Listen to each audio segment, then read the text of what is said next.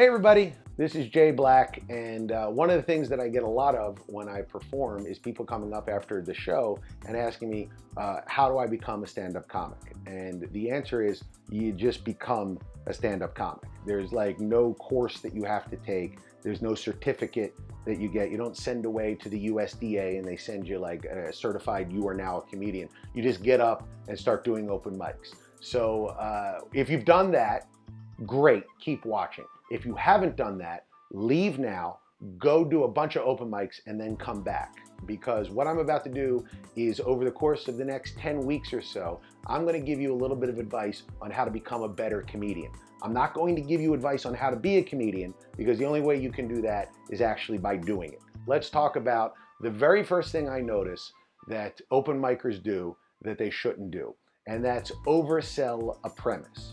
Their premise is way too long. All of that is unnecessary, right? You don't need to have any of that opening to get to the jokey part.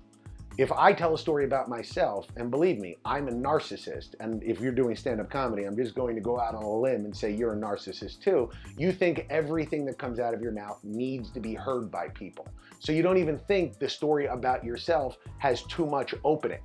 It does. Almost invariably, when I see an open micer perform, his opening is way too long. Seinfeld, when he was a stand-up comic, well, I guess he still is a stand-up comic. Back when he was a young stand-up comedian, one of the things that he used to do is he used to write out his bit word for word on a pad and then take whiteout and eliminate every single unnecessary word. In an ideal platonic state, stand-up comedy, every word you say should either be set up or punchline. It should be all of the words necessary to make people understand what the punchline will be, or the punchline itself. Every single word that isn't set up or punchline is unnecessary.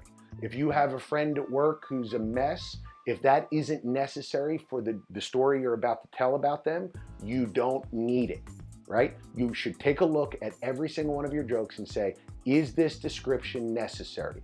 Is this getting a laugh? If you take it up on stage and start counting, if you're telling a story for 30 or 40 seconds and there isn't a laugh yet, that joke's too long. You're not a storyteller yet. You're not Bill Cosby. Hopefully you'll never be Bill Cosby off stage. But Bill Cosby could tell long stories because he knew how to tell them. And I would argue that the stuff he did really was all set up, even though it took a while sometimes to get to the punchline. You need to take a look at every single word that you're saying. If it's not set up or punchline, it is unnecessary.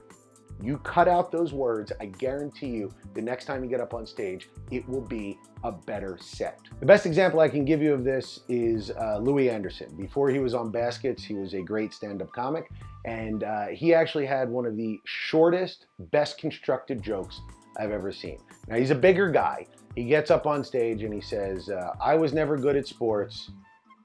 Broad jump killed her. 9 words. It's 9 words. And it's an applause break joke.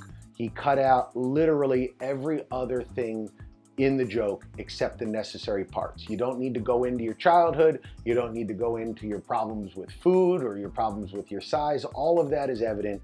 And honestly, I might be misremembering. It might have been 4 words. He might have just said, broad jump, killed her. 4 words. That's all you need. So cut out everything that's unnecessary and you'll have a better set tomorrow. And I'll be back next week with another comedy tip. And by the end of this, you might be good enough to have a YouTube channel with almost 200 subscribers.